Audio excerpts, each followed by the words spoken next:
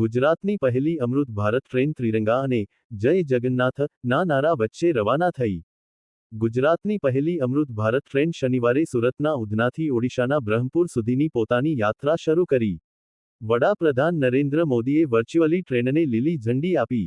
આ ઐતિહાસિક પ્રસંગે ઉધના રેલવે સ્ટેશન પર કેન્દ્રીય રેલવે મંત્રી અશ્વિની વૈષ્ણવ અને કેન્દ્રીય જળ શક્તિ મંત્રી સી.આર. પાટીલ હાજર રહ્યા હતા. સેંકડો ઓડિશાના મુસાફરોએ ઉત્સાહપૂર્વક તેમની યાત્રા શરૂ કરી, ત્રિરંગો લહેરાવ્યો અને જય જગન્નાથ ના નારા લગાવ્યા. આ ટ્રેન સુરતમાં સ્થાયી થયેલા ઓડિશાના કામદારો અને સામાન્ય મુસાફરો માટે સસ્તી અને આરામદાયક મુસાફરી માટે વરદાન સાબિત થશે.